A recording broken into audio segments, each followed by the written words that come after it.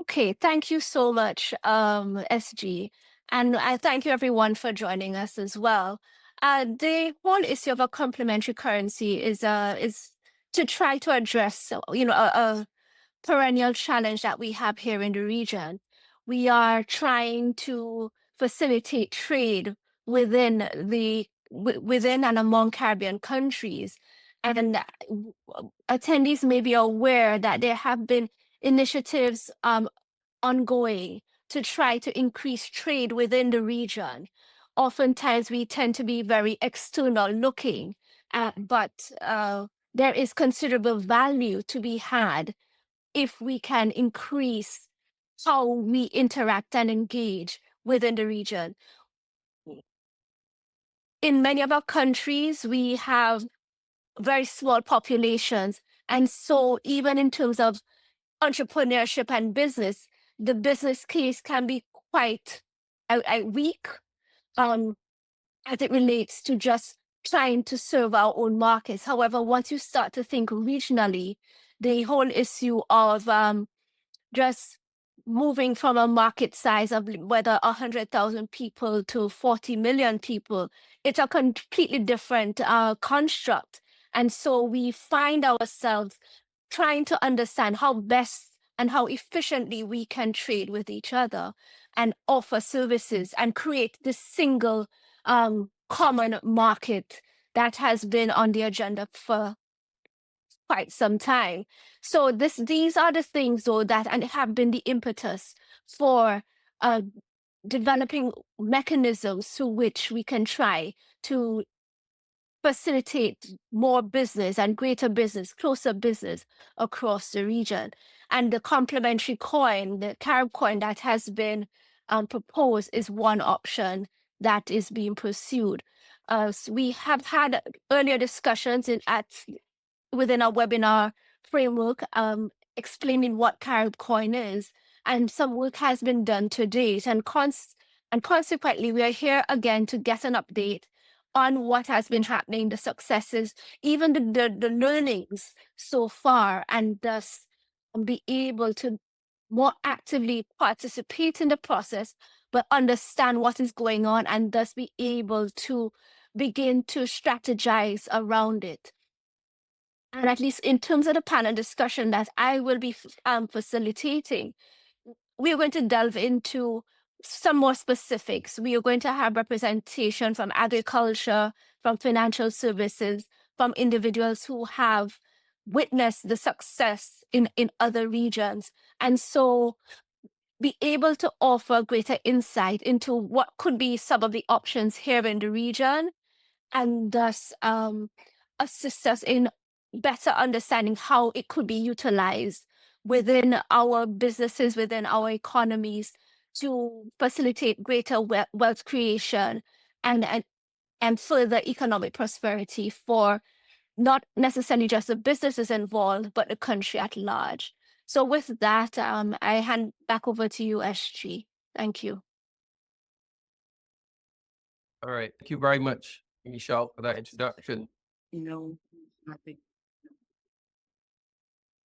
Okay, so while we wait for Dr. Samuel to join, maybe it's having some technical difficulties. We can move to the keynote presentation from Mr. Dittori. Yes, hello. Thank you. Yes, actually, it's afternoon here in Italy. It's kind of like not sunny as I imagine where you are, and I wish I was there with you, but happy to connect. So I'm the chairman of Sardex. Sardex is a complementary currency that in Italy has been operating in the last 15 years. And I'm very happy to be here and tell you about the impact and what complementary currencies can do. I think complementary currency is a world of many different things, in the sense that you can actually achieve many different goals with complementary currencies. In fact, in Sardex, we used to call what we do more like functional currencies. So currency that has a function, has a purpose, has a scope. So I'll try to tell you about Sardex by going back into the history, why it was born, and what is actually Sardex is about. Sardex was born in an island, Sardinia. Is a beautiful island in the middle of the Mediterranean with beautiful beaches, but it's a very poor region of Italy. It's actually one of the poorest regions of Italy. It has a big tourism in the summers, but fundamentally, the founders of Sardex, they all studied abroad, and when they come back after studying abroad, different topics into their own town, Serramanna, which is a small farming town, 5,000 people, in the deep Sardinian islands, they were asking themselves a question. I mean, how come there is so much poverty? At the time, Serramanna was the second poorest city in Italy. And they were looking at their own city, and they were looking around in these fields, the intelligence of people, machinery. There is all laid out in infrastructure. And apparently, Serramanna should be rich. I mean, it's rich of culture, it's rich of ideas, rich of people that have their own willingness, but actually people had no money. So they started to think around this topic, why there is so much richness around us, but why our people is so poor. And they started to research money. Where does money come from? What is money about?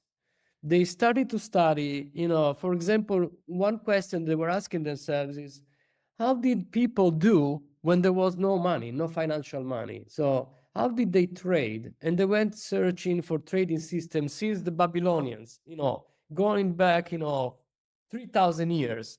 How were people going about trading when there was no money? And they researched all the monetary systems through history. And at one point, they found out an interesting story in Switzerland called Vir. Vir started in Switzerland, what is now one. Actually, now Vir became a bank, but it started in the 1930s, and it started this way. Fundamentally, there was the big crash of the economy in the 30s, and there was hyperinflation in Europe. Money was worth nothing. So a bunch of entrepreneurs in Switzerland, they started to say this. So the current financial money is not working anymore. Why don't we create our own currency? Because we are all trading among each other. And fundamentally, by doing, if we create our own currency, we can trade without using the typical financial money. That's how we are starting. Now it's called Vir Bank. It actually became a bank. It's one of the most important regional banks in Switzerland. So fundamentally, what Sardex did, they went to Switzerland, they talked to the Vir, and they asked how it works, how it started, and fundamentally, they made a digital version of that was, let's say, modernized by digital technology. With fundamentally Sardex, what it started as is about credit. Sardex is actually credit. So fundamentally, it's credit that you give to others that belong to the Sardex community. It started out as a business-to-business credit trading system. So fundamentally, the way it works is that we have now about 10,000 companies in the Sardex system. So not even so many. If you think about Italy, in Italy, there are hundreds and hundreds of thousands of companies. So there are 10,000 companies that belong to the community. And fundamentally, they accept to trade between them using Sardex in lieu instead of the euro, which is the financial normal currency. So Sardex is fundamentally, if you look at it that way, is a unit trading system where for one Sardex, the value of one Sardex is €1. And the agreement is that once I'm in the Sardex community, I will accept to trade with the other members of the community, trading using Sardex as a payment instead of euros. As of today, since we started, we have made about 2 billion euros in transactions in the Sardex system. Of course, it has grown from one company joining the system, which is, you can imagine, one company joining a community like that is worthless, and then 2 and 3 and 10 and 100 and 1,000, 10,000, and now this community trades among themselves. An important thing to understand about Sardex also, it's non-convertible. So you cannot buy Sardex, you cannot sell Sardex, you cannot buy and sell this currency into normal euros. So fundamentally, it is, again, about trust. And the trust is that the system works, trust that you provide, as a member of the community, a good service to the other. And we are not a bank. We are nothing like a bank, although we give credit to companies. So fundamentally, the way it starts is like this. For example, we know that in Serramanna there are people that they want to eat. They would like to go to a restaurant, but we don't have a restaurant. So we go to a restaurant and say, look, would you like to, accept new customers into your restaurant?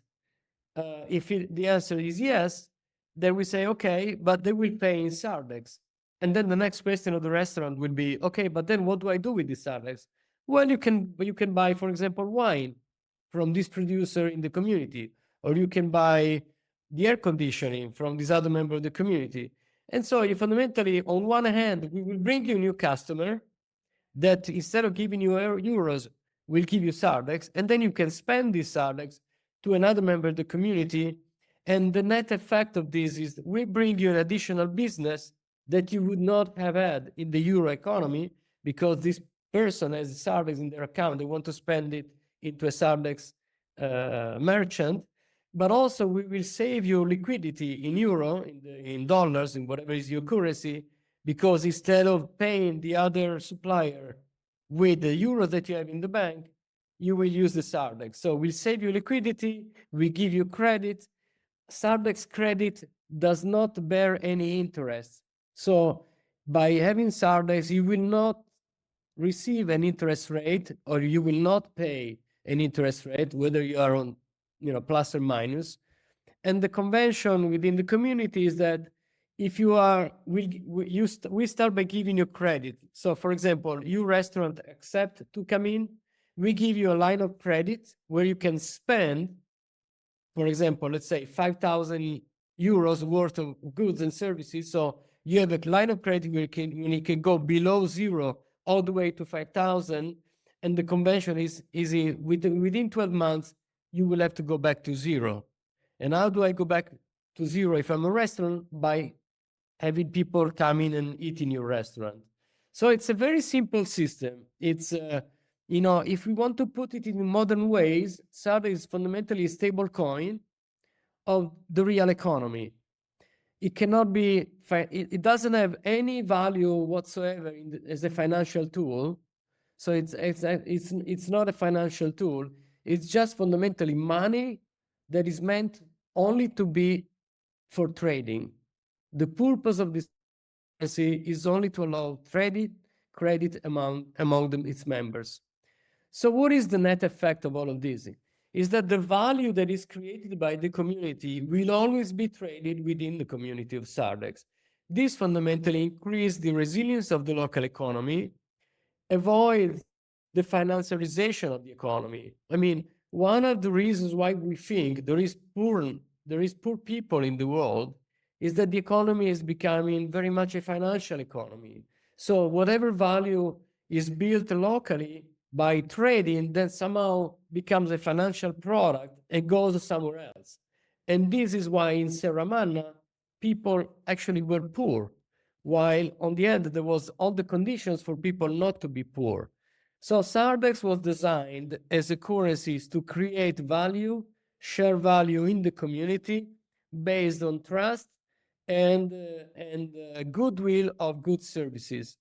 So unlike a bank, we don't make money on interest rates.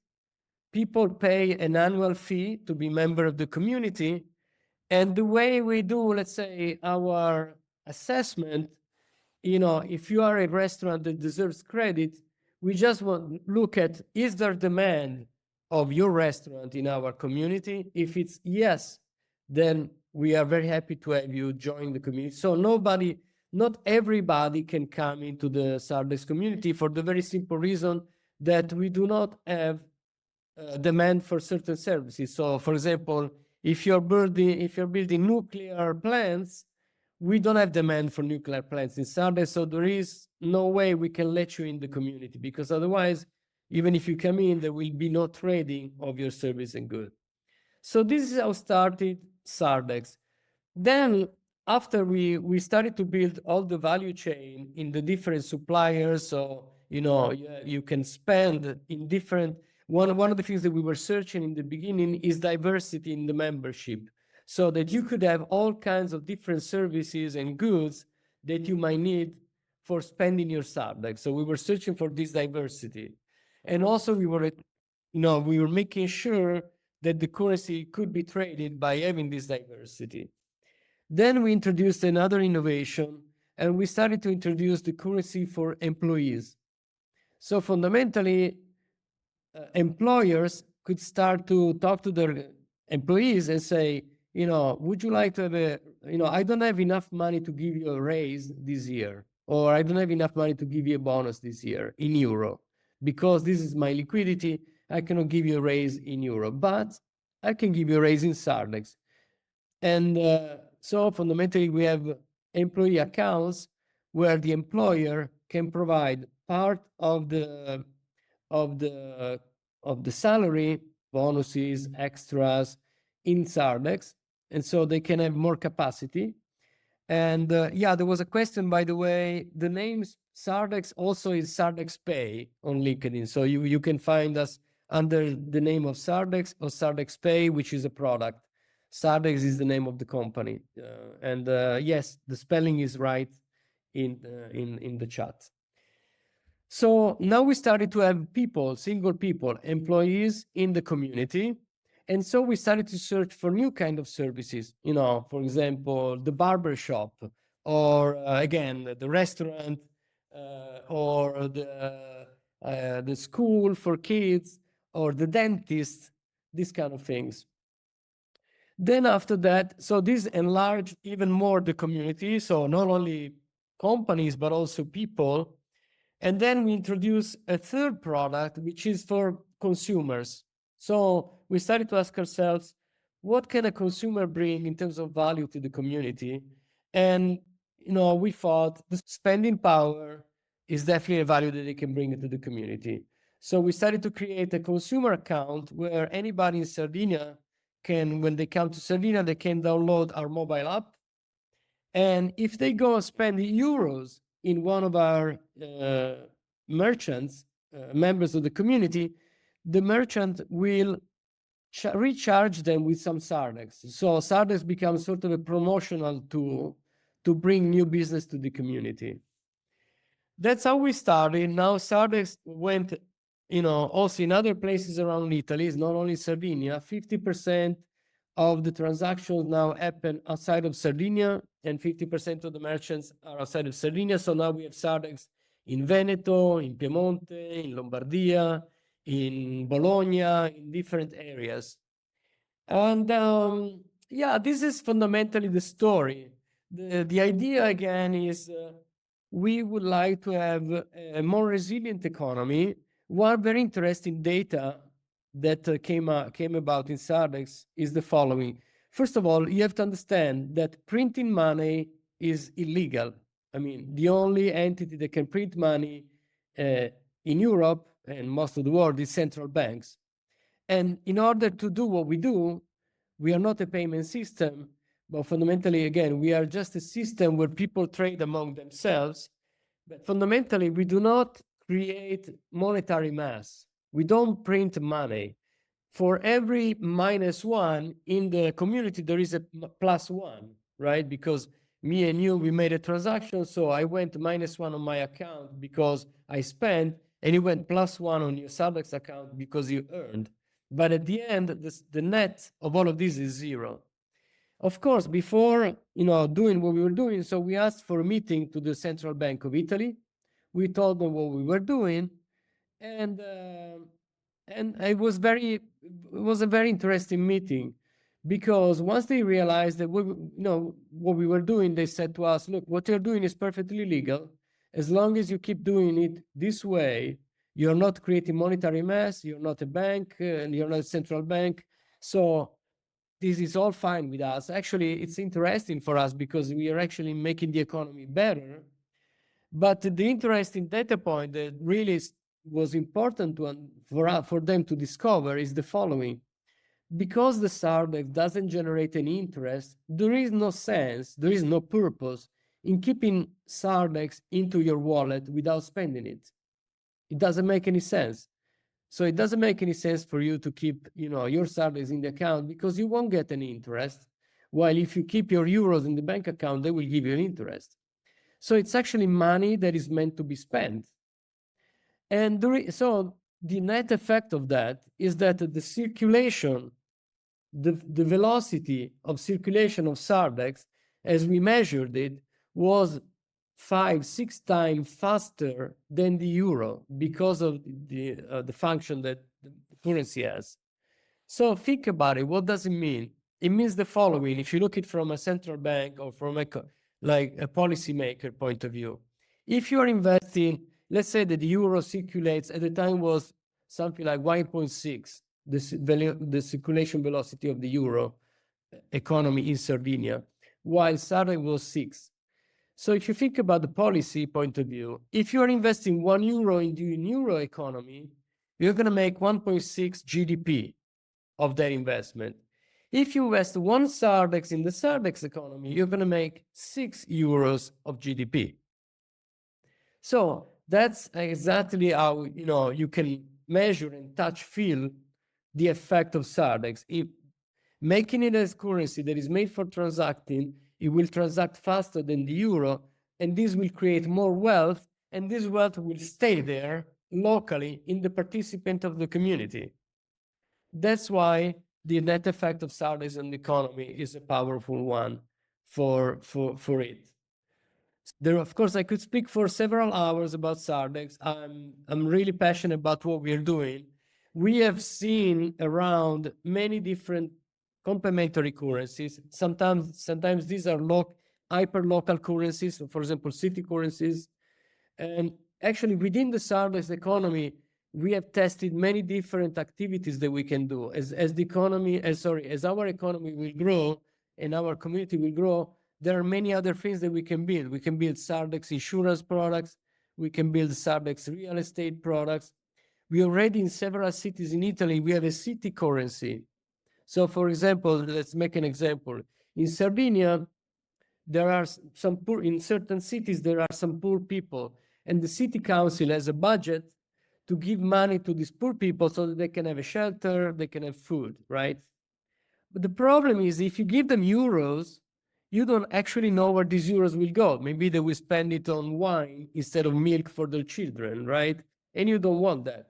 So what we created a city currencies in the SARDEX economy where fundamentally instead of giving euros to these people, you will give them SARDEX and city SARDEX, and these city SARDEX will be spent only in certain expenses like food, like, again, milk, like school, like the dentist, and cannot be spent in other things. So that way you can identify a very specific function that you want to give to the currency that you give out. Now, of course, with the blockchain, all of these things that we are doing, we used to do this, we did this 15 years ago just with an app. And then the blockchain technology came about. Now with blockchain, you can even more build, economics and functions into the currency and to the purposes that you build. So we're now evolving into blockchain-based technology in order to expand the functionalities of the currencies that we are building. Yeah, so fundamentally, that is, I think, my keynote speech. Again, what we learned is that you can design currencies in many different ways. So, for example, we have seen currencies that are designed to have even faster circulation by having what is called the demurrage. A demurrage is a negative interest rate. Means that I will pay you with this currency and you have to spend it. If you don't spend it tomorrow, it will be 10% less value. The next day, 10% less value, and so on and so forth. So you are incentivized to spend it as fast as you can. And I will want to finish my keynote speech by just telling you about one of the things that we always in our mind by designing SADC, which is the paradox of money. Of course, it's very difficult to build something like this. Why? Because it goes against all the ideas that we have about what money is, what is the meaning of money, and what does it mean to be rich. If I ask all of you, what does it mean to be rich? Probably most of you will say, hey, we look at your bank account and say, look how much money I got in my bank account. I'm rich, right? That is what we are accustomed to consider what money is about. If you really think about money, being rich doesn't mean how much money you have on your account. Being rich means that when I go to the restaurant, I have a very nice dinner and I spend 100 euros, that money becomes valuable for me because I had a great dinner and the wonderful pasta. And I thank you, the restaurant owner, for this great experience that I had. So money doesn't have a value per se. Money has a value when you spend it, actually. Of course, then there are other functions of money that is not spending, for example, security. Well, but that security is another topic. But actually, for me as a single human being, being rich means spending those money and getting out of those money the value that I wanted, not keeping it aside. So sometimes, just to complete, sometimes we have our broker team that helps the community to make transactions. When we have somebody in the community that builds up their certain account and keeps the certain account there without spending it, we call up this person and say, look, what are you doing? Say, look, I'm becoming rich because I'm having all these stars. And I'll say, look, you have not understood. If you do this, you're damaging everybody else. Either you spend those Sardex within 12 months, even if you don't do it, we'll kick you out of the community and we'll take another dentist in the community. Why? Because we had you dentists coming in the community exactly because we wanted you to give your service to others, not to keep, the service there and earning money and then just not spending it with the others. So in the Sardex economy, everything is reversed. Being rich means spending money, not keeping money. If you keep money, you are damaging the rest of the community. So you're not in line with our values. This is what Sardex is about. Thank you very much. And I'm happy to answer any questions if you have. Thank you very much, Mr. Dettori, for sharing with us that experience in Italy. Of course, we're trying to do exactly the same thing here in the Caribbean. And of course, just for clarification, this exists within Italy. You're not trading across borders at the moment. Yes, we have started to do that in the north part of Italy. We have in Bolzano near Germany, we have a currency there. Again, we are inside the euro. So at the end of the day, it's all the euro economy. So we can trade anywhere. But again, the value of SAR is about not being spread out, but it's being locally. It's a currency designed for local communities. So we expand locally by bringing more other cities nearby. So in the north of Italy, we are bordering with Austria, and over there you start to see transaction between Austrian and Italian companies, but they're all members of the Sardex community. So yes, but we don't have an exchange rate issue. We are all under the same euro currency. So let's say if we were to open up, what can I say, in the United States, the Sardex would be against the dollar, not against the euro, because we are a complementary system to the current currency. The euro economy decides prices. That's how prices are set in the normal economy. All we do is we provide an alternative system for payments. Maybe there is another thing I need to say. About every transaction above 1,000 Sardex is negotiating between the seller and the buyer the amount of Sardex and the amount of euros. The reason for that is that not every good is available in Sardex. So, for example, in Europe, paper, there is no paper production in Italy. All the paper produced in Europe is typically from Sweden. So we have no paper factories in the Sardex community. So if you provide a service or a product that needs some paper, you will have to buy that paper in Europe because we don't have any paper producer.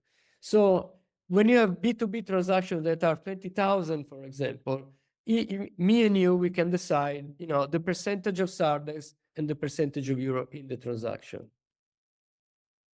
And that enables us to, bring everybody in.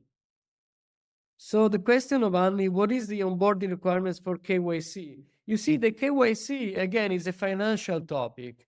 It has to do with financial products. Sardex is not a financial product. There is a restaurant, there is a dentist that has a name that provides a service. What we want to make sure is that there is demand for what you provide to the community. So do we have demand for a dentist? Yes. And then there is somebody, a dentist, that can provide a good service to the community. That's all the thing we need to know to provide credit to the dentist and start spending before they earn. So there is no KYC requirement, to make it short as an answer. Sorry, I was answering just a question in the chat. Yeah, thank you. Thank you for responding to that question. And we want to encourage all participants to go ahead and post your questions and comments. We love the interaction. And I want to thank you. We do need to move to the next topic, but I really want to thank you for sharing that experience. And we hope that by the time we have the next webinar, we're able to give some practical examples and talk about the value of trade on Carib dollar in the Caribbean. So thank you very much. We're going to go to Dr. Jan Schroeder to tell us a bit more about Carib dollar as a practical tool for economic resilience and growth. So having heard from about Sardex, tell us about Carib dollar and what we're hoping to achieve here. Yes, thanks a lot, Rodney, and thanks a lot, Gianluca, for pointing out how much creativity can be put into designing currency systems. And this is exactly what we have been doing together with a lot of participants from the Caribbean in the last 3.5 years. What are we designing for? What are we designing for with Carib dollar? So first of all, it is a complementary currency as well. So it lives besides the existing national currency. It does not replace the currencies. And if you look into it in depth, it's not a currency because we're not a central bank at CaribCoin. What it is it's a virtual asset which enables value transfer between businesses. So and how does this unlock potentials for economic development? And how can this be something like a bridging technology for the Caribbean? First thing, you should keep in mind, we designed Carib dollar in a way that it only works regionally. So that's a similarity to the Sardex. It's meant to be used within the region and only in the region, and for the start only between businesses in the region. And this makes it a powerful motor for economic development. Just quickly going through this, you all know our financial system in the Caribbean is disconnected. We have a lot of independent currencies. That's a difference to the Sardex and Europe, where we have €1. We don't have that here. So we have a lot of transaction and opportunity costs as soon as we do cross-border trade. And it's really difficult to set up these value networks, these value shops Gianluca had been talking about, because there's always borders in the bothering us when we do financial transactions. We have a high dependency on US dollar, and this is exactly what we want to tackle with Carib dollar. And I saw in the chat there were some questions regarding what is a complementary currency. If you look into the world, you find something like 4,000 different complementary currencies, some for very small villages in Africa, the big one which was mentioned, the Vir in Switzerland. Now Sardex growing and growing, and there are lots of others, for example, in Germany in smaller regional areas. So it's something we can design ourselves. We can design it for the Caribbean purposes. And what we have found out till now, what we want to do is, first of all, we need to have easy, fast, and affordable transfers between businesses in all over the Caribbean. This is the major thing we want to deliver. That's why we chose Stellar Network or blockchain, which is really fast to enable these secure and fast transfers. Secondly, it's different from Sardex because this is a digital asset which has given a stable value. We back it through Caribbean national currencies. So no US dollar in here because we want independency from that. we back Carib dollar with Caribbean assets, and it may be exchanged, that's a DEX difference, against every local national currency. So Carib dollar, when you have one in Barbados, you can exchange it into Barbadian dollars. If it moves to Trinidad, you can exchange it into Trinidad. If you move it to Jamaica, you can exchange it into Jamaican dollars. And now this is specific design decisions we have taken, which are very different from those from Zardex, but this is exactly what we want to show today. This has been designed, Carib dollar, for the Caribbean purposes. Zardex has been designed for the Sardinian purposes. And I'll show you in a minute how we will continue with design, because we've just started to take some design decisions. One decision at the moment is it will be only used by businesses for the start for trade of goods and services. And second decision we have taken together with our advisory group, so Caribbean Private Sector Organization and CTU, that we will focus on the vertical of agriculture. If you look at the Caribbean initiative, 25% by 2025, which aims at reducing the food import bill, there has been some success, but not that success which everybody had been hoping for. And the major reason is the financial system, because for doing trade, it's not only necessary to have the right crops and grow the right crops, it's necessary to have a means to pay. And this is exactly what we're aiming for. So what I'd like to tell you here, this is something completely different. It's not just a payment means. It's really a medium and an opportunity for regional development if we use Carib dollar within our regional development projects.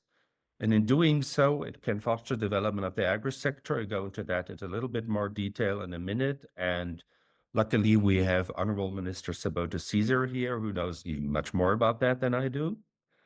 And in doing so, this is the first step to really offer a fast track towards CSME, our single monetary and economic space.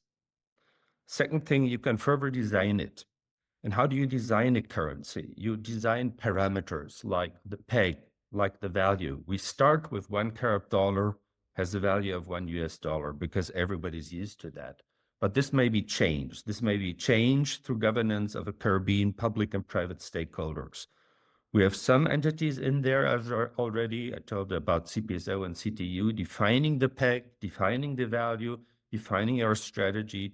We want to enlarge this circle of entities involved, be it central banks, be it CARICOM, be it other multilateral organizations who want to develop the Caribbean. So then you can design things. You can talk about what do we use to stabilize it? What is our collateral? Do we want to have 100% collateralization or at some point go to 80%? What do we want to do? So these are all design decisions we will do on our pathway of further developing Carib dollar. So it's not set in stone. There's not a concept which says this will look like this or that within 2 weeks or a year from now. So now where are we at the moment with Carib dollar? Technology works. We had our proof of concept last year, July 23rd, 2024. The first Carib dollar crossed several borders in the Caribbean. We did trade of the sheen between Trinidad and Tobago, Barbados, and St. Vincent and the Grenadines. 3 legally independent subsidiaries of Goddard Enterprises Limited were our partners in doing that. And at the end, cross-border transfers took only seconds by using Carib dollar. And then we presented this. This took place in the stakeholder meeting of Connect Carib. We presented this last year in the Caribbean Week of Agriculture. And that created a lot of buzz within the agricultural vertical, because people have realized since St. Vincent products are not grown because it's not possible to sell them in Trinidad or Barbados because of the financial sector, because of the dysfunctionality of our financial system. And so that's what we want to tackle with our field test now. We want to do a big field test in the coming year. I'll come to some details regarding that. To do this, we need a VASP license. This is a license as a virtual asset service provider. We are applying for that in Cayman Islands. All paperwork has been done. We're waiting for the decision of the regulators now. Our product is ready to be integrated in other tools of payment service providers. And the major thing, because it's about a currency, it's building trust and confidence with our partners, with doing these discussions we're doing here just at the moment in public, and slowly but surely introducing this Carib dollar.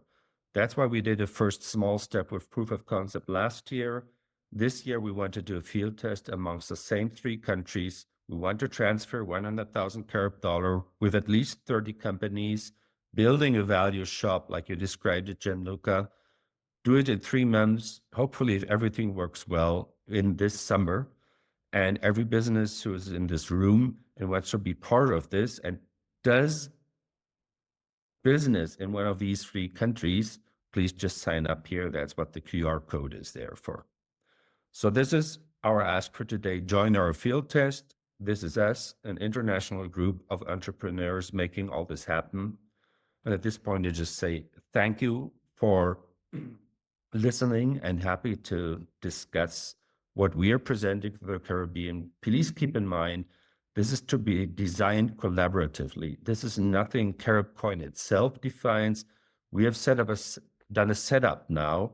It's up to the region now to take over and develop this together with us and make it a success for economical development, starting with the agricultural sector. Thank you. Thank you so much, Jan, for that excellent overview of Carib dollar. There is a question here for you. Will CaribCoin have to be approved by central banks across the Caribbean? Well, ask the central banks. We're working closely together with the central banks. They have been informed about every single step we have been doing in the last year. There's been no objection, and this is a pathway we will follow up with. Keep contact with them, and where we need their support, hopefully we will get it. At the moment, I'm very optimistic from the signs we get from the banks. Great. Thank you. Thank you so much. We actually have been joined by Dr. Samuel now. So we want to just go back a little bit to hear from him about the role of digital financial innovation in advancing the CSME. And of course, he is Assistant Secretary General of CARICOM, very key institution with respect to promoting and advancing the CSME. So we'd love to hear from him about the role of digital financial innovation in advancing the CSME. Dr. Samuel, please go ahead. Excellent. Yeah. So I had a significant bit of difficulty trying to connect today, and I'm still only connecting via my iPad. So please excuse. Thanks very much for inviting me to participate in the webinar. So we welcome the financial sector innovation that CaribCoin represents. Its most profound impact, we think, could be on improving payments for interregional trade in agriculture, small businesses, entrepreneurs, innovators, and could engender greater business efficiency. However, it must be underpinned by a robust, harmonized regulatory framework. And of course, when you're dealing with financial issues, confidence is the key for the complementary currency, which will be buttressed by regulatory framework and robust cybersecurity. Innovation is the key to improving productivity and competitiveness in the region.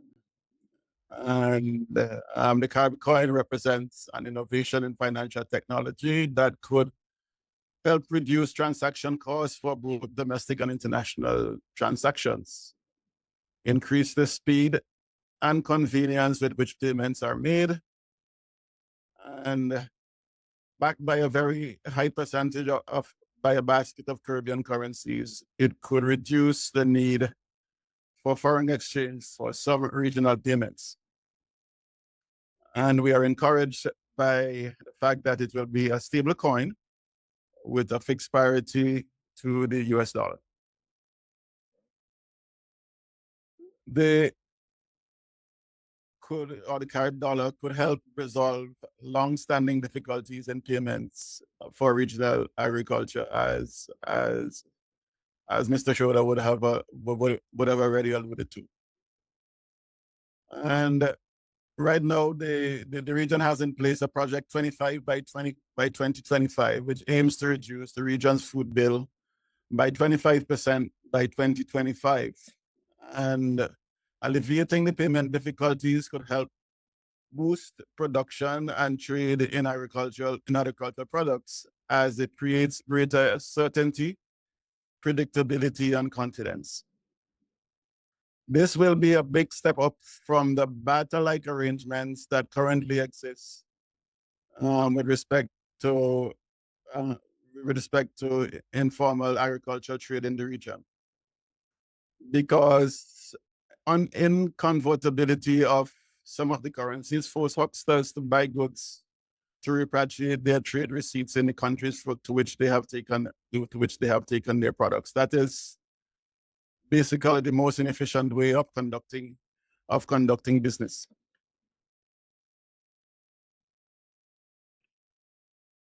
And also that improved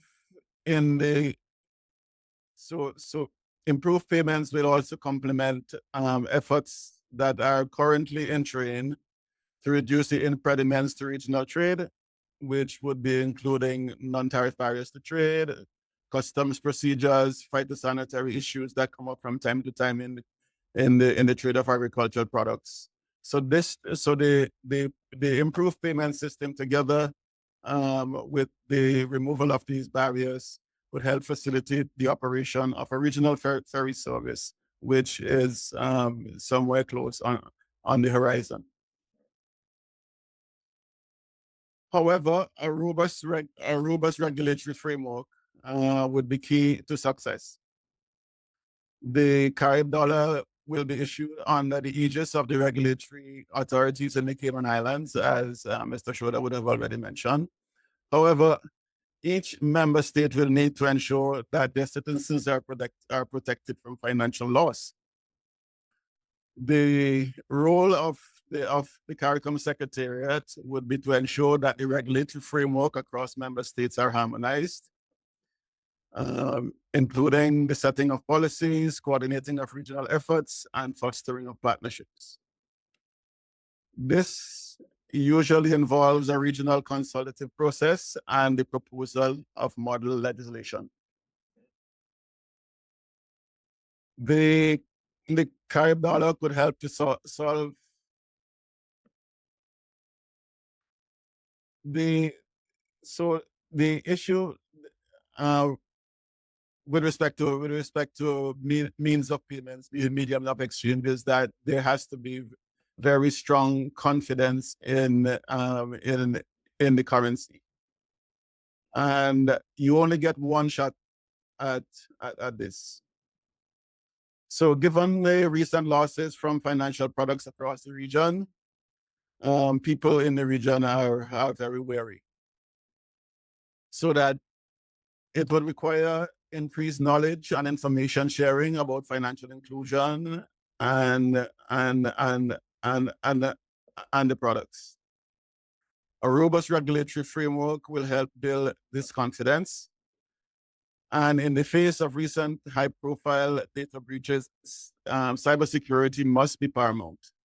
The security of transactions must be unimpeachable.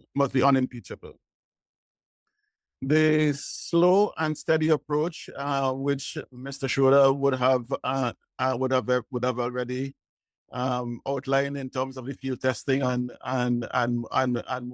moving forward, is a prudent way to proceed.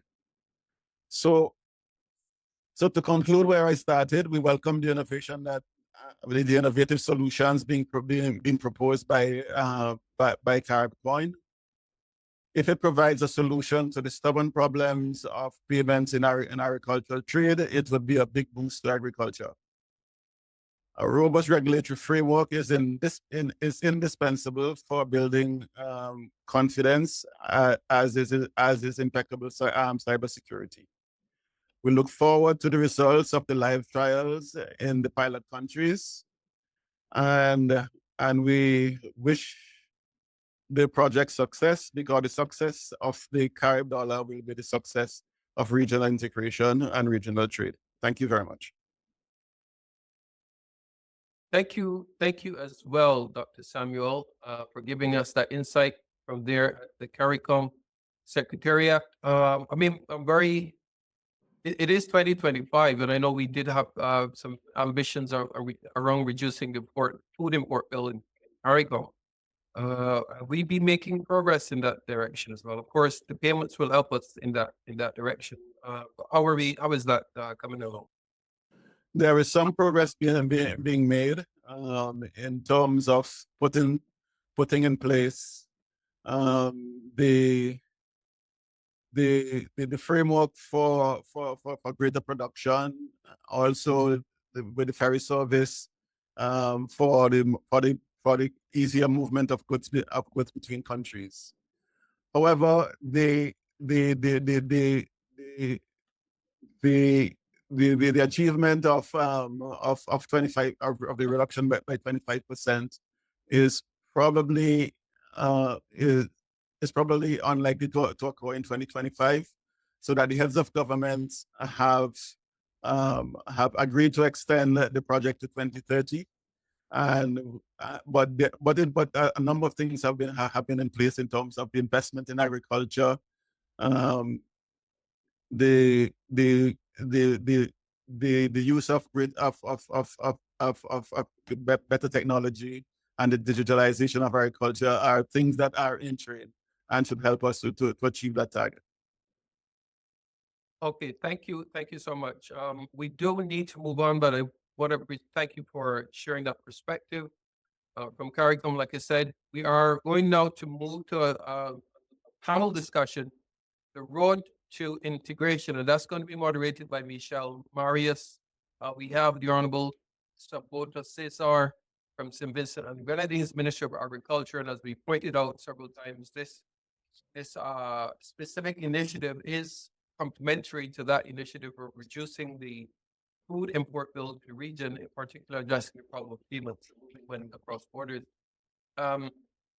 We may not have Dr. Antoine with us from the CPSO, but we do have John Outridge, the CEO of the Trinidad and Tobago Financial Center. So I'm going to hand over to Michelle, who will be moderating this session, and I'll remind the participants to post their comments and questions. We will respond to some of them by text, and we will also ask the panelists to respond as well.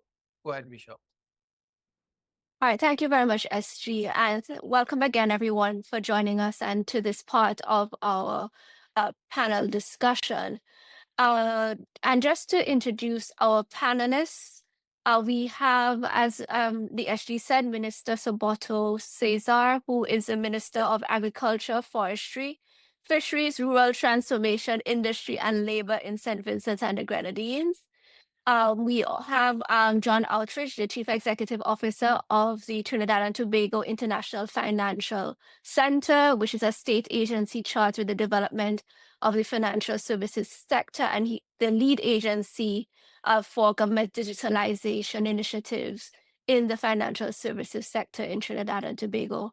And we also have Gianluca Dettori, who is going to be replacing Dr. Patrick Anton, who sends his apologies. Some of you might be aware that there have been some very intense trade negotiations and discussions happening, and he is part of those conversations. So it is with his apologies for not being here today. And we invite Mr. Dettori, the founder and president of Primo Capital, SGR, and he has been speaking to us about in Sardinia.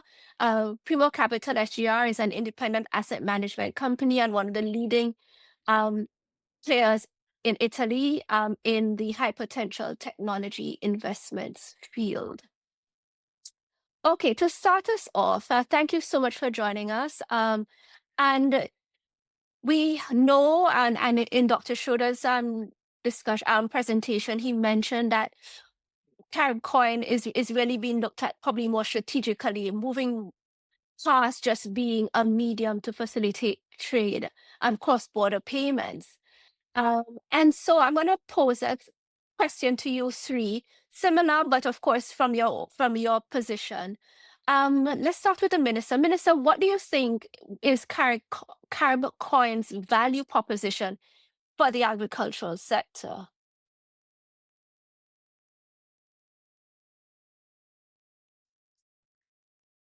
Minister? Um, Based on your insights, we gather that you had been involved in the small pilot that occurred with CaribCoin through Goddard Enterprises.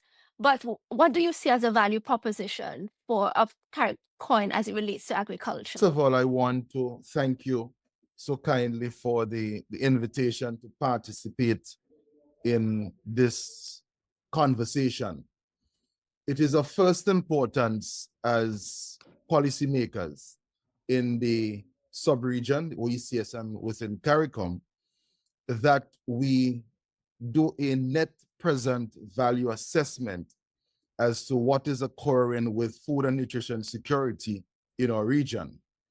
And it will be remiss of me if I do not, by way of introduction, note that we are on the fringes of a veritable tariff war within our hemisphere, whereby we are seeing the potential and the possibility that on April 2nd, food entering the United States of America from the region may be attracting tariffs.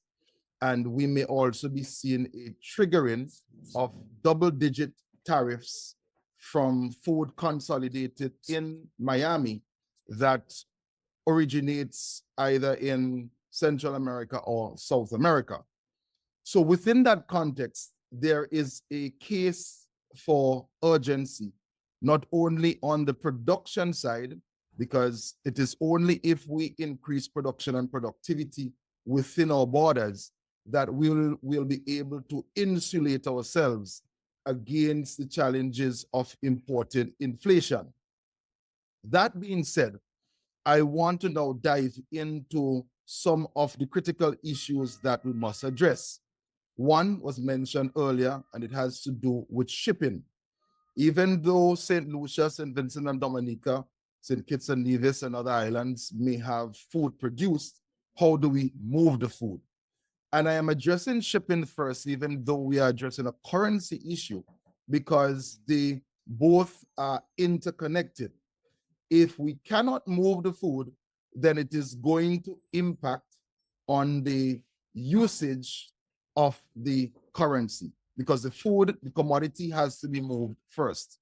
And I want for us to take into consideration how are we going to iron out these, what I consider to be ancillary issues outside of the currency before we place the currency at the disposal of stakeholders. And I must interject here that issues touching and concerning the creation of the currency are not my personal views, not the views of St. Vincent and the Grenadines, but it is a private sector initiative that we are here discussing. Mention was made earlier of the 25 by 25 initiative. And the member states of CARICOM, we have as a major objective to reduce our food import bill by 25% by 2025. This was extended to 2030, and I am aware that member states of CARICOM, we all have in-country initiatives and a reporting mechanism as to our processes. We also have at the level of the OECS, Organization of Eastern Caribbean States, the FAST strategy.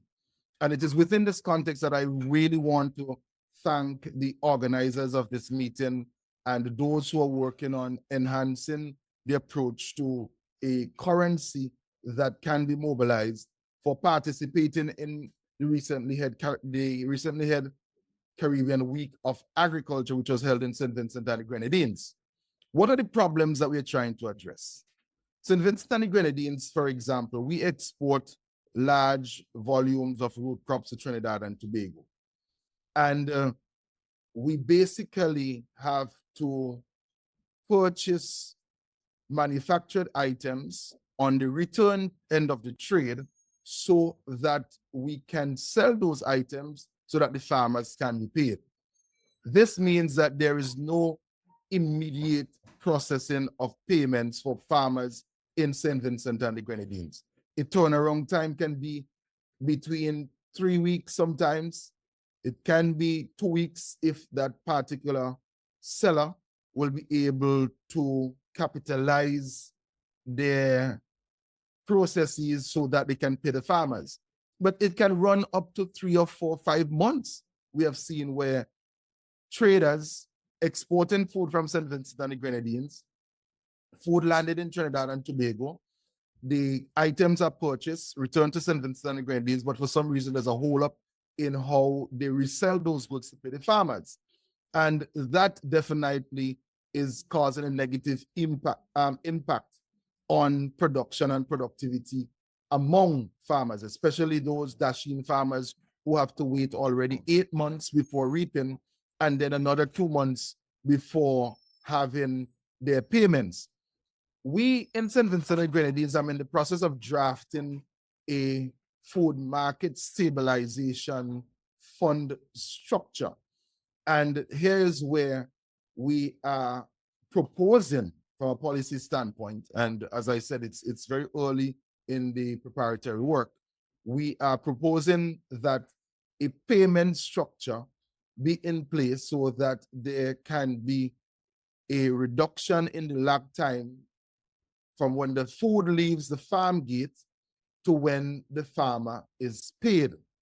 Now, if we have a currency and there is no shipping, as functional as the currency is, if we don't have a system whereby the farmers can be paid, then those two things will act as hindrances impacting on the efficiency and efficacy of the currency. I want to pause now, but before I do, I want to note that currencies, banking, and finance, it's the lifeblood of business. But there are many steps that must be in place and many different features of our value chain and our supply chain that must be in place before we address the issue of a functional solution from a currency standpoint. So I am really happy with the innovative approach. I have been the Minister of Agriculture for the last 14 years in St. Vincent and Grenadines. I have studied this thing in great detail, and I welcome these initiatives. Another initiative that comes off of the back of this is the fact that there is going to be a need for us to incorporate the technology for the marketing of the commodities. Because if we do not enhance the marketing of original commodities within our borders, within our communities, within the sub-region, the OECS and CARICOM, what you may have is a functional currency, but not the marketing capacity to fully operationalize the business throughput that needs to happen and needs to take place. Thank you very much. Thank you so much, Minister. Certainly setting the stage for the conversation we wish to have. Mr. Outridge, I will pose a similar question to you in terms of what do you think is CaribCoin's value proposition in the financial services sector? Thanks for that, Michelle. And I think the minister, his opening remarks were spot on, and it's very, very serendipitous that I'm actually on this panel today, because even in connecting with Dr. Schroeder and what he's trying to do with CaribCoin, us here at TTFC in partnership with the UNCDF, probably over a year ago, we basically funded a fintech sprint to sort of address what I would call regional sort of use cases through our entity, One Fintech Avenue, which is really meant to sort of inject capital and expertise to support some of these critical use cases that are affecting the region. And one of those use cases was actually sort of directly pointing to what the minister was alluding to, where how to enable e-commerce and more or less digitize the supply chain for smallholder farmers, particularly as it relates to that particular industry, because, you know, we have spent here in TTRC working with the awardee of that sort of sprint, I would say, for the past couple months, and really getting an in-depth understanding in terms of the agricultural sector, in terms of particularly with the smallholder farmer and how they get their produce to the buyers. And obviously a large percentage of that is controlled through middlemen, all right? And if you think about it, outside of the having a complementary currency, the main factor really is how to get transparent pricing and obviously keep the cost of moving that transaction through multiple parties down, right? Because one of the things that, and interestingly enough, on the 25th of March, which is next week, Tuesday, we will be launching the pilot for that program. And St. Vincent, actually, I know it's called AgriConnect, and it's basically sort of focused on providing a online commodity platform so that smallholder farmers can connect directly to the buyers. So for example, we have been running this pilot for the past couple months. The government of Trinidad and Tobago, through the Southwest Regional Health Authority and the school feeding program, which employs about 67 different caterers, have been using the platform where, for example, they can go online, they can basically populate their basket of goods in terms of how many pounds of sweet potato they want to get, how many pounds of chive, etc. And basically on the other end, the farmers have a complementary mobile app where they can basically populate what they can provide and the pricing, and everything is done via technology, and the payment is being facilitated directly from the bank account back to the farmers. Now, why this is important, and obviously this is just a sort of pilot initiative, but in the past couple of months, what we have realized, particularly outside of the shipping aspect, and again, as the minister mentioned, right, there's a lot of different dynamics, but particularly as it relates to simplifying the transactional aspect, and I think something like CaribCoin could even reduce this further, is that we have facilitated nearly 50,000 US equivalent of trade on the platform to date. And what we have realized is that directly there was an increase in earnings to the smallholder farmers by about 8%, right? So because they would have traditionally used middlemen to sell the produce, obviously they're taking a lower rate in terms of the goods being sold, because obviously it needs to be marked up then to the buyers. But directly connecting the buyers to the small farmers, we observe an average of 8% increase in terms of what they would traditionally get. And if you think about that, as you could continue to grow that percentage could then be theoretically passed on to the consumers. So meaning that just by simplifying and reducing friction on the payment side, you could have a direct net effect to citizens who are buying goods using technology. So I think the agricultural sector, and using something like CaribCoin, which could theoretically reduce that friction, because one of the other things that, again, the minister mentioned it, right? Because, for example, the Central Bank of Trinidad and Tobago and the OECS and Central Bank within St. Vincent, there's that sort of swap agreement, right? In terms of farmers having to move currencies and so forth, right? And again, there is that delay. And obviously, you know, I like the word the minister used, net present value, right? Cash that I have now, right? Because if you think about it, there is also a big trend as it comes now, being able to also have these farmers be part of the financial system, being financially included, because now what that could allow them to do is, because they're now trading outside of cash and having the transparency and having their transactions being able to be recorded, they can now have that data to be able to go and get financing, to buy a tractor, to buy land, right, to expand their businesses. So just by simplifying, using what I would call digital transaction means you're sort of checking a lot of different boxes, not only for reducing theoretically prices to the consumers, making the friction of getting payments to the farmers quicker, but also giving them the ability now to be able to borrow money, to be able to apply for grants, more importantly, through different state agencies like the Agricultural Development Bank in Trinidad and Tobago, and being able to sort of reinvest back into the businesses. So that is just my sort of contribution as well. Thank you so much, Mr. Outridge. I just would like to recognize Dr. Patrick Antoine. He was able to join us. Dr. Antoine, I had made some apologies for you because I know that you're quite pressed, but I'm really thankful that you're here. Dr. Patrick Antoine is the CEO of the CARICOM private sector organization. Dr. Antoine, I don't know whether or not you're able to join us, having probably been rushing from meeting to meeting.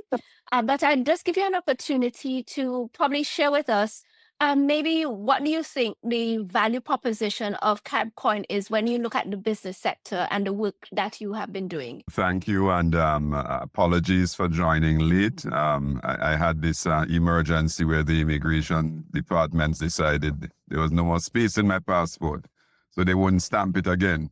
So I had to come home to Grenada to get it done, and as a plug for the immigration department in Grenada, they got it done in 3 hours. So, the beauty of small states. But look, in all seriousness, talking about the rapidity at which we need to get things done now, it's a good point that I've launched off on, because I think the technology is now there, as with passports, for us to get these transactions processed quickly. And I heard the previous speaker, I agree with everything he said, as well as with the minister. So the only point I want to add perhaps first is that in the case of the use case that the Minister of Agriculture from St. Vincent and the Grenadines spoke to, it's not just the time which increases the transactions cost, it's actually the cost. And I speak openly in saying that in our interactions with the traders, many of them struggle because the time is one thing, and time is money. So many have to resort to another market for actually getting access to the foreign exchange. And that market, places a premium on it. So what should be $6.80 becomes, at last check, last week, $8.25. So there's a real issue here where we need to solve 2 problems. One is, how do we get the players involved in the space to collaborate so that we have, let me just say, a phase 2 of this very interesting and very successful solution empowered for deployment. Because the stage 1, I'm sure that Jan would have told you, was where we actually did these transactions using Goddard's Enterprises in Barbados, which went very well. The phase 2 is for us to expand that so that we have sort of a good, inventory of use cases where this can be applied on a larger scale, not just for one transaction, but over a period of time for transactions. And of course, the benefits of that, I think the previous speaker started quantifying some of the areas that we can look to sort of, measure in an M&E framework. But for me, the biggest one, certainly in relation to the transactions between Trinidad and Tobago and the Eastern Caribbean, is the fact that farmers actually are able to get, access to the official foreign exchange rate in addition to the time. And that's a big saving. So where do we need to go from here? We need to get the sort of participants on this very interesting call, right, to enlist or to solicit or to help sell this idea that we have a solution that can solve a problem we've had, particularly over the last 5 years. And the way that we can solve it is by getting companies to say, look, I'm prepared to be part of this phase 2, where we are going to put our trade and certainly our trust in the system, and we want to work as a CPSO to support that. We want to work by bringing together what Minister Sabota spoke about, which very frankly, the benefit of these things is that I was completely unaware of it, and I'm close to my colleagues in St. Vincent and the Grenadines. So that's one, spot of learning for me. But we also want to work with the East Caribbean Central Bank in a very interesting, policy shift that they announced, where they can essentially provide funding for the commercial banks, so the commercial banks are not themselves at risk. So we think that we have the makings of this, and what we now need is to have, the colleagues on the call, the businesses on the call, say that they're prepared to be part of this joined up approach to getting this solution done. For the CPSO, we have been part of this journey from the beginning, and we continue to be committed to it because it works. Interestingly, the boon for all of this is going to be where we can get a successful complementary payment system going, not just between countries, but also within country. And that's what I wanted to make another plug on. Within country, then it builds the trust. And with trust comes the ability and the commitment of farmers and the processors and marketers and distributors to scale up. Because every time we have broken faith, and I can speak to this because we get the complaints, every time we have broken faith or misplaced trust, it impacts on our ability to scale up negatively. And part of what we wanted to discuss was 25 by 25, which is now 25 by 2030. But a big reason for that is the broken trust. So when we had the successful trade with the country in question, the trade itself, in terms of the use of the technology and the participants, that went well. But when the product got to the country in question, it was destroyed by the authorities. And that broke trust. So you go through all of this, gymnastics and all of the intellectual capital that goes into this, and the product gets to market and it's destroyed. So we have to see this as part of this ecosystem, is my last point. And the ecosystem is that we also need to work on the other things that have frustrated, traders from wanting to engage in this. And part of that, of course, is non-tariff barriers. It's not a separate topic because we may well end up with a solution, but we have nothing to move. And so I like this because going right back and taking it in the other direction, this technology helps to build trust. And trust helps to build scale. And scale is what we lack in CARICOM if we are truly to solve the problem. The problem is not the technology. The problem is that we don't have an ecosystem that can be scaled up easily because there's a lack of confidence at all levels. And I really like the technology because it helps to build that confidence. So the CPSO is committed to that. Thank you. Thank you. Thank you so much, Dr. Antoine. Mr. Dettori, I want to ask you a question. Based on the experience that you had and witnessed with the implementation of SARDEX, what was an important learning from that implementation and execution process that we in the Caribbean can learn from? Thank you very much. Well, I guess that there are many similarities between CaribCoin and SARDEX, but also differences. I think one of the things that you need to take into consideration is you build the network is to make sure that you, how can I say, you fill in the value chain, making sure that whoever comes into the system somehow has the ability to spend towards another member.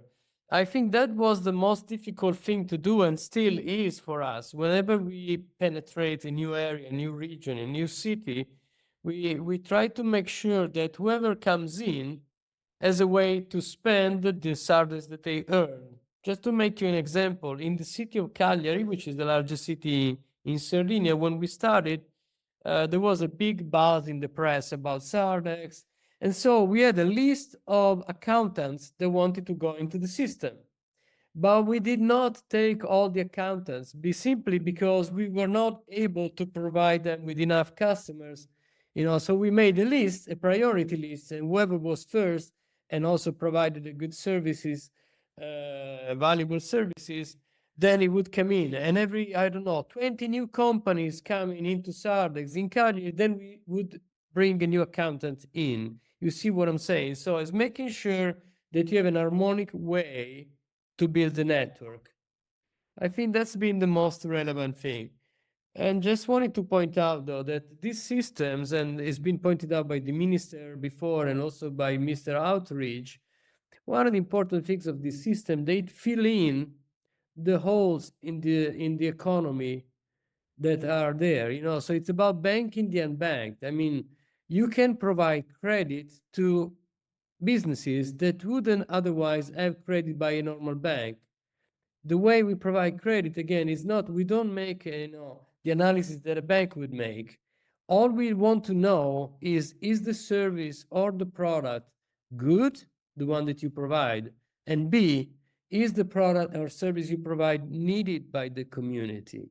So in principle, in an economy like ours, there can be no unemployment in theory. There are only two conditions under which you can be unemployment. Either you don't want to work, you want to rest on the beach, but you can do it, and that's fine. Or either what you do, whatever you can provide, is not valuable to anybody else. It's some kind of service or product nobody wants. Except in these two cases, there is no way somebody can be unemployed and cannot gain the means, the financial means that he needs to survive in the economy. So yeah, think about harmonic development of the value chain, and the members that join the community make sure that whoever joins the network somehow is actually functional to the rest of the community of participants. But then again, from what I learned here, CaribCoin has a different issue that is trying to tackle that seems to be very, very valuable for the local economy, is that you have several different countries with different currencies, and there is a lot of friction in actually making transactions. And another beautiful feature of these currencies is that typically there is no credit risk. I mean, the minute you provide the service, you get the money into your Sardex account. So we don't have unpaid credits in debit in our system. There is no way to do that. So this should make frictionless, less friction in the economy. This will benefit, by definition, all the participants. Thank you so much.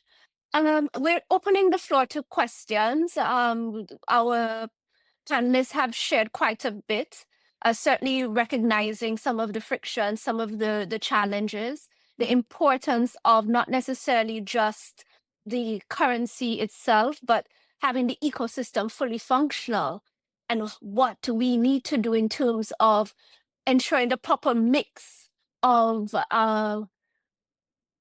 entities on the payment platform to help it to start to work in a manner that we envisage. So are there any questions? I'm coming through the chat as we speak.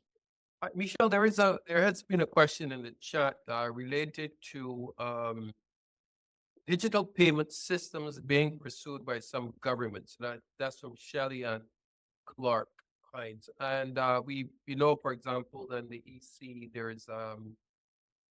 is a digital card, central bank issued digital currency, and in some other of our CARICOM member states, there's talk of central bank issued digital currencies. Is this complementary to those? Perhaps we can maybe, I don't know, Jan would like to answer that, but that's the question in the chat that I just wanted to draw to your attention. Okay, then. Thank you so much.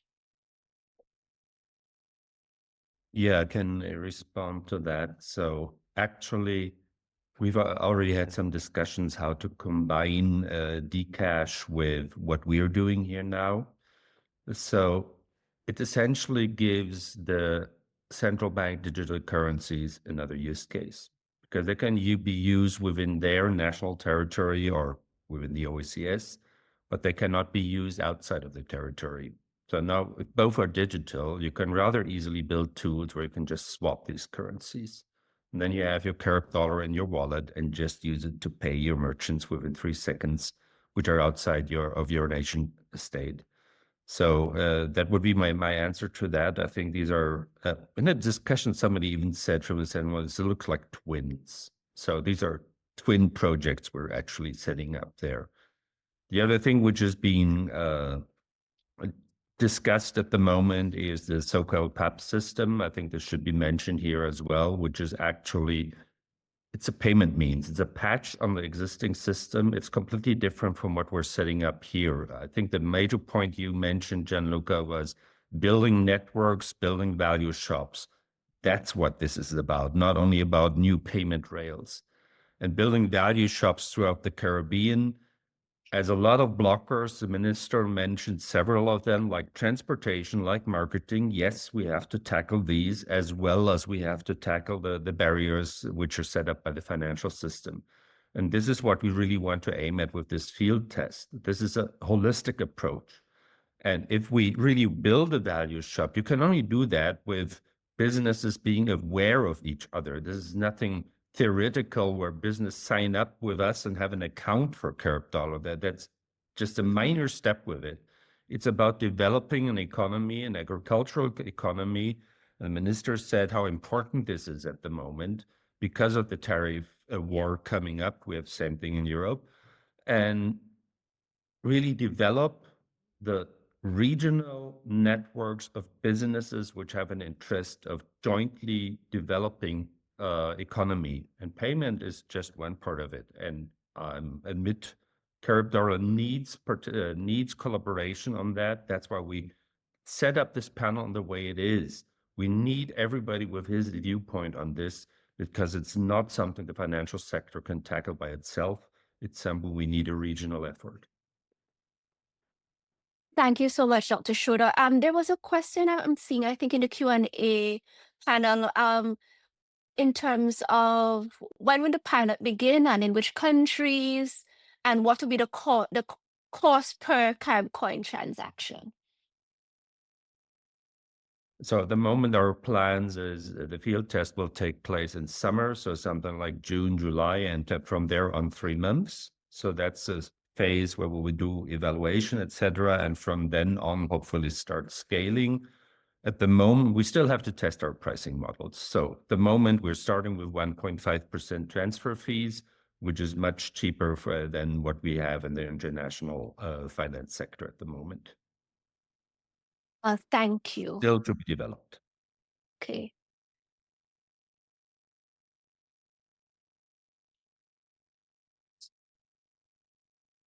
I'm just going through the chat. SG, sorry, have you seen any other questions? How does this connect to instant payment systems? I understand TNT Ministry is signed with NCPI for NIPL. Will these be combined?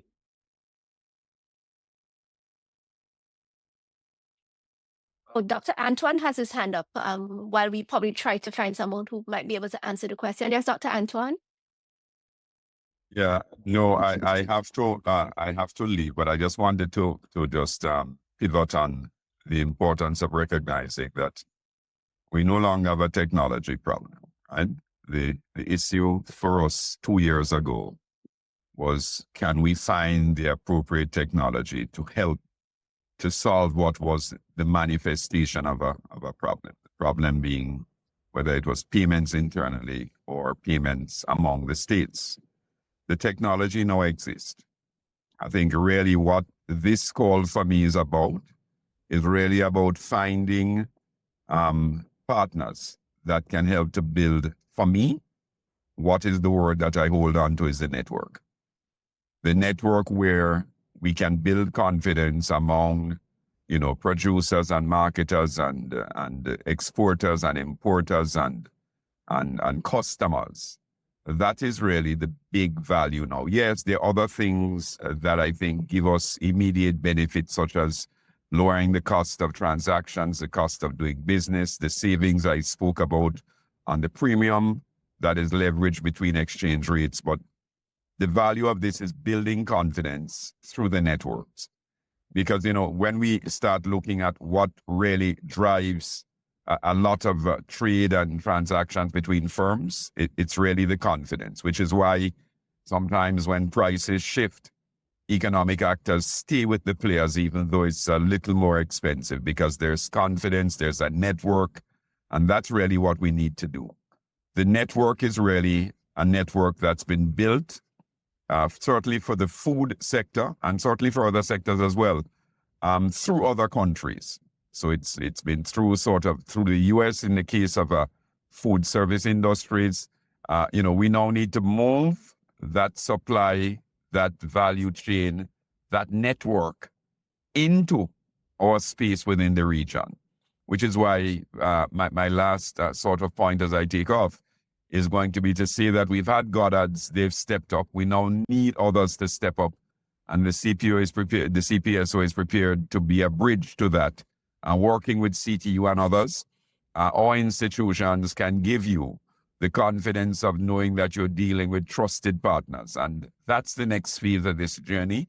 I think someone put in the chat that it needs more marketing, 100%. But you know what? It also needs more success. It needs more use cases, one, and then proof of success cases, two. That's going to be the biggest sort of marketing boon that we can have that will give this excellent technology, right, the sort of octane it needs to get to the next level. So I want to thank you for being part of your panel. I'm sorry I couldn't be here earlier, but know that the CPSO is completely committed to this, and we will also try to leverage more of our partners in the CPSO for the next leg of this journey. Thank you so much, Dr. Antoine. As it relates to the chat, and it's something that Dr. Antoine mentioned, and I want to probably just flag it. Someone Suteran Fuentes indicated there are three evils I see in cryptocurrencies. It's used for nefarious activities, it's used as a speculative instrument instead of a medium of trade, and the volatility. In light of the benefits we can gain from this currency, how can we address these problems? Jason Cassius indicated that fiat has had the same issues for much longer. However, since we are talking about CaribCoin, it might be useful just to share I guess whether Dr. Shoda and Mr. Dottori, based on the experience with SARDEX, how those matters have been addressed. Well, I think this is a complete misunderstanding what we're talking about. We're talking about a complementary currency with stable value using a safe crypto technology. This is not about speculation. This is not about volatile exchange rates. So this is completely different. As Dr. Samuel has pointed out, if you like to use that terms, it's a stable coin, and stable coins are nothing which are known for high volatility or speculation or malicious actors. And apart from that, I would really like to stress technology is one thing. I see what's going on with the chat. We have the technicians.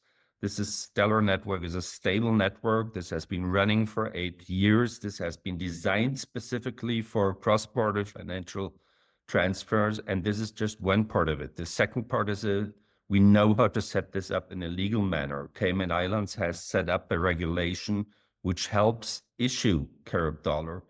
So that's there. And the third thing is we know a lot now we learned a lot about the business case. We have to learn about more business cases. And when we put all this together, then we have a working system. It's not only about technology, it's about legal, it's about safety. Cybersecurity was mentioned. This was a very important issue for us to set this up in a very safe manner. We have a specialist with us who serves the US military. And so that's the way we set these things on, one step after the other, tackling these problems together with others. Yeah, There has also, go ahead, please. Go ahead. No, I Sorry. just wanted to, Dr. Schroeder said it very differently. I mean, I think when we think about money, we are misled by all the conceptions that you have about the financial sector and what, money has become in the past, I would say 100 years, after Bretton Woods. Put it this way, at least this is the way we describe SARDEX. There are two types of currencies in the planet: fiat money, non-fiat money. What is the difference? Fiat money is somebody actually prints money and distributes it to financial systems, okay? Non-fiat money is nobody is actually printing money. Actually, Sardex is not a currency at all. It's just a mean of exchange where the financial aspects of money are being taken out of it. There is no financial purpose inside. There is no accumulation. Doesn't make any sense. It is it's just non rational way to go about this kind of currency. So we are used to what fiat money is. Our economies are based on fiat money. Central banks print money, blockchain prints money. That is not what we are about. We are about everything that is not that. Real economy, exchanges of goods and services between companies and people, which is, by the way, what money was meant to be in the very beginning of this our civilization. Then it became something else in the past years. And let me conclude just by saying one thing. At the end of it, personal opinion, this is my very personal opinion, this is why our world today is not sustainable anymore. It's because we are printing, and we've been printing too much money, more money than the planet that we have, below our feet. And this money is accumulated somewhere by somebody that wants to use it and has the right to use it and spend it. So in our economy, there is a real transaction of real services and goods between real people. That's what we are about. Then, of course, there is a technology behind, there is databases, there is applications, but the meaning of what we do is about that. Thank you so much. Marcia Klingon-Smith has been asking about how does this connect to instant payment systems? I understand Trinidad and Tobago Ministry signed with NCPI for NIPL, which will these be combined? I'm not sure about it. I want to ask if Mr. Outridge can probably address that, but probably also just clarify, because from what I understand, CaribCoin certainly in the first instance is going to be B2B.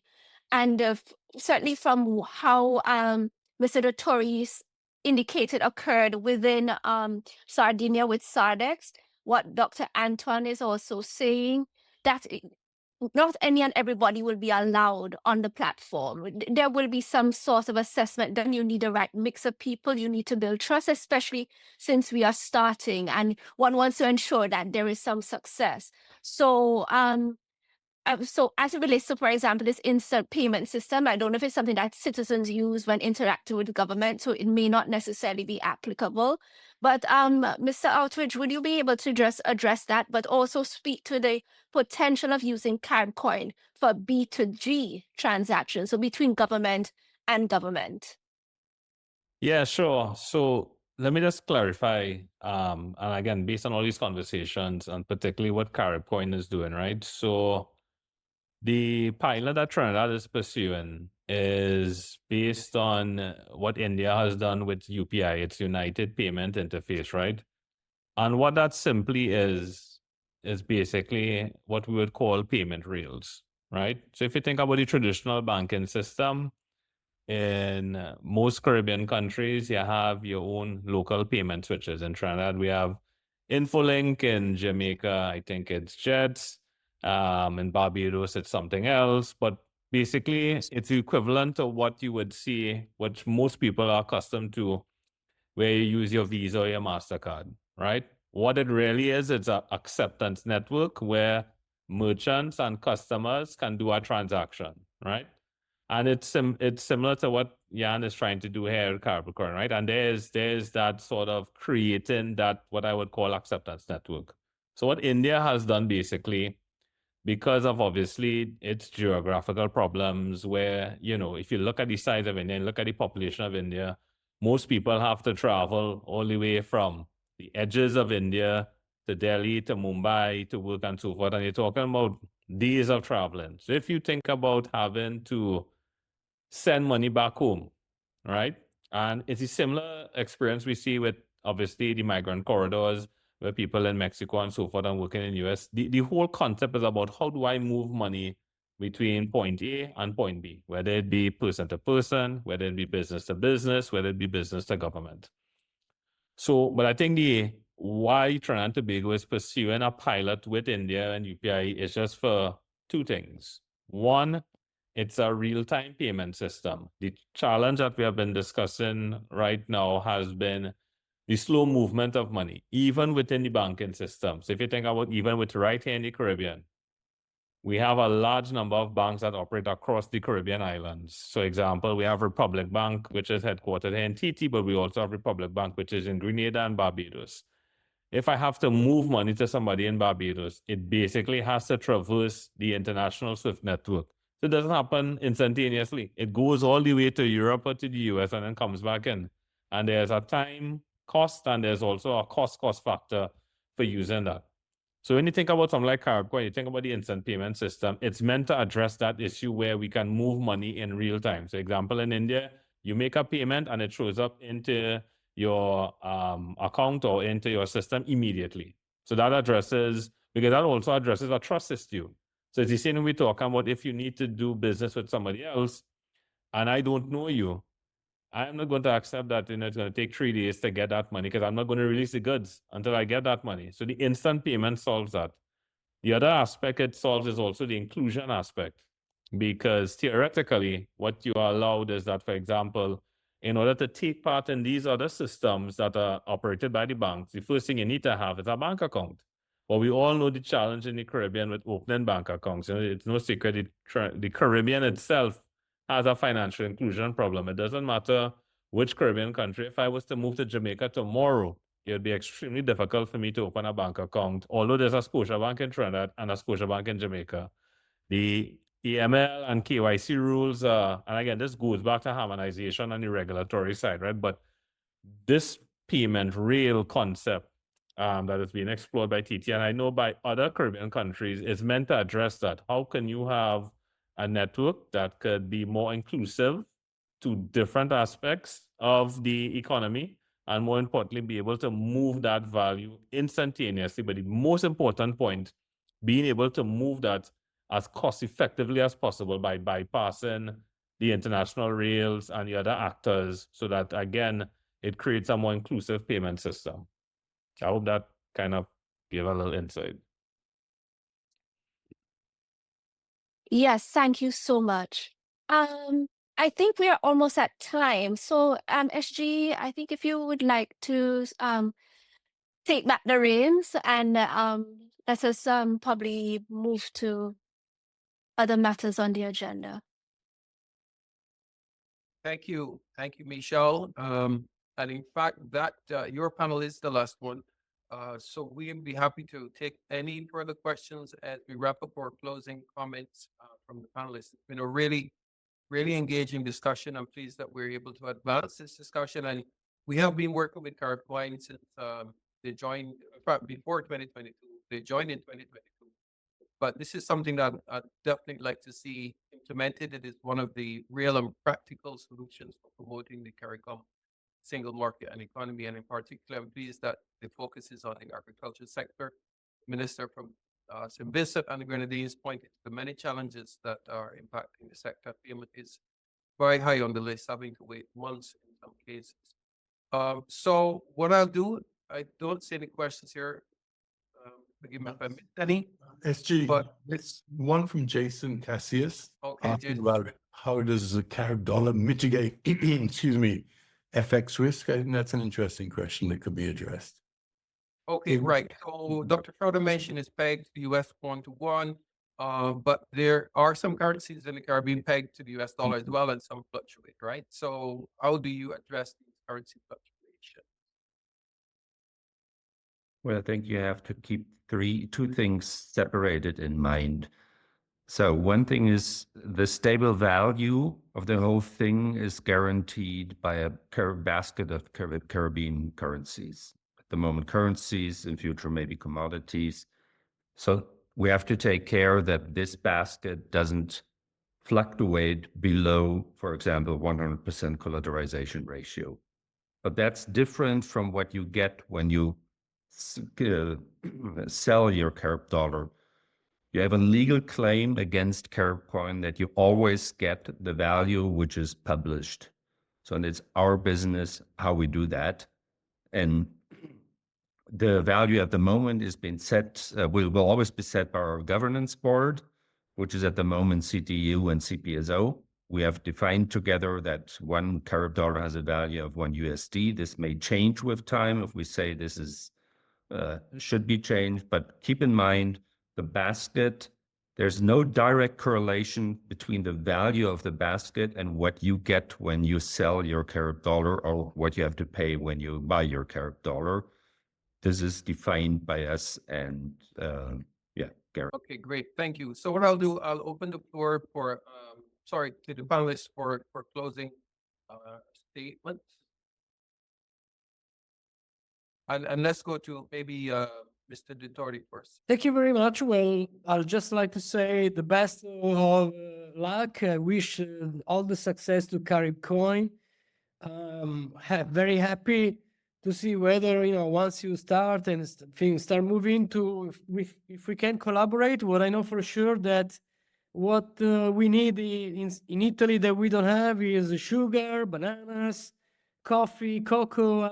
I mean, all these kind of mangoes, pineapples, this stuff we don't grow in Italy. So we'd be happy to receive those goods, and we can send you back all kinds of clothes, cheese, travel, whatever. So I think we'll have a better world. I think these currencies are meant for making our world better, more sustainable, more inclusive. So I wish you all the best, and we would be very happy in the future to collaborate. We definitely, now that we are in contact with Dr. Schroeder, we will give all the support we can to your initiative in any way we can. But thank you very much for having me. It's been really a pleasure to meet all of you. Thank you, Bill, for sharing us your experience. Is Minister Cesar still there? And would you also like to have some closing comments? No. If not, we will ask John Outridge, give us your closing remarks as well. Hi. First, congratulations to Dr. Schroeder and his team. Definitely the name has some value in that CaribCoin, but I think it's very important. The concept that Dr. Yan has been sort of pushing into the market, and I've been hearing about CaribCoin for quite some time, I think it does prove the concept, but it definitely figures a pain point where the Caribbean as a region, so fragmented, right? Such a small population base, so many different currencies, so many different regulations. But the challenge is that the main trading partners for the Caribbean are the Caribbean themselves. And we don't have a common framework in terms of which to do trade. So I think if not only from that point of view, being able to support an entity such as CaribCoin to deal with particular use cases where that friction exists, I think is something that is worth exploring. It's something definitely from the TT side on our end that, we want to work with Dr. Yan to be able to plug him into some of those use cases, because I do think the concept, particularly in 2025, makes a lot of sense, so just looking forward, and hopefully Dr. Yan doesn't get too tired of the region, because you need to have patience. But I do think he is onto something that is incredibly powerful from a utility point of view. Thank you very much. And on that note, Dr. Well, thank you, John. I'm still here, so I'm patient. No, thanks a lot. I think you've described what we're going for, and this is probably the answer to one of the last questions in the chat. How can we fund accelerated development of this process project? Plug it into use cases. Let's do joint projects where this is one part of a solution, but it's definitely not the only one. And I think this is what we have to identify. For example, we're already in a discussion about disaster recovery. How can Carib dollar help rebuild local economies as fast as possible, because it's digital and it can be provided rather fast by our satellite. So there are probably dozens of other use cases, which much better than we do. And what we love to do is set up joint projects, like with 25 by 2030 now, and really help develop the region and the regional networks. I think that's the crucial thing. Get rid of the fragmentation, and specifically with all these trade wars and whatever coming up, I think we're all stronger when we work on this together. Thank you for having this very engaged discussion. So thank you very much. And as we bring this very insightful and engaging webinar to a close, I want to express my appreciation, sincere appreciation to all the panelists, to the moderator, to the participants for your interaction on the chat and for your valuable contribution. And today's discussion has shed some light on the opportunities that complementary currencies such as CaribCoin present for financial inclusion, economic resilience, and the promotion of regional trade within CARICOM. We have seen that digital innovation is not just about technology, it's about empowerment, and complementary currencies, when designed and implemented effectively, can provide new pathways for economic participation.